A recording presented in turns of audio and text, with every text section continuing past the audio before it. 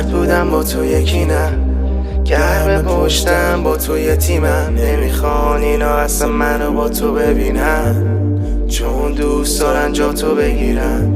با همه سرد بودم با تو یکی نه، گرم پشتم با تو یه تیمم. نمیخوان اینا اصلا منو با تو ببینن، چون دوست دارن جا تو بگیرن.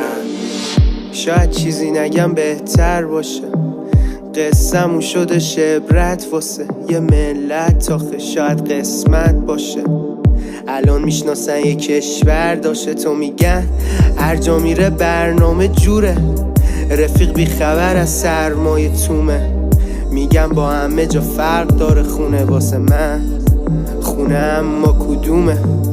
تو را حتی دادم ترجیح به موزیک، با هم خوب بودیم هرچی که بودیم. ساده بودیم ازش ترسیده بودیم. دلم خوش الان به تفریح زوری این روزا که همه میگن عاشقتم. انتخاب ولی هنو یکی واسه من. گلم تو خیالم چیدن تو نیست، گریه کن بشه پیرن تو خیز. با همه سرد بودم با تو یکی نه، گرم پشتم با تو یه تیمم. نمیخوان اینا اصلا منو با تو ببینن، چون دوست دارن جا تو بگیرن. با همه سرد بودم با تو یکی نه، گرم پشتم با تو یه تیمم. نمیخوان اینا اصلا منو با تو ببینن، چون دوست دارن جا تو بگیرن. میگی من پر خورده شیشم، ولی خاطره هات مونده پیشم.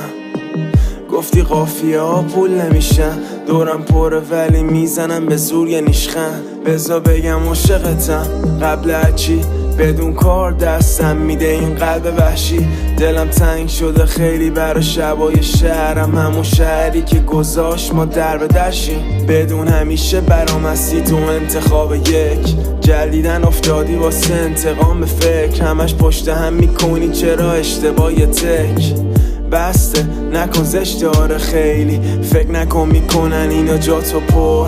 حال میده فقط الان اینجا با تو برد. چشم خیس میشه دوباره من با یه لبخند. ببخشید اگه نموندم من پای حرفم. با همه سرد بودم با تو یکی نه، گرم پشتم با تو یه تیمم. نمیخوان اینا اصلا منو با تو ببینن، چون دوست دارن جا تو بگیرن.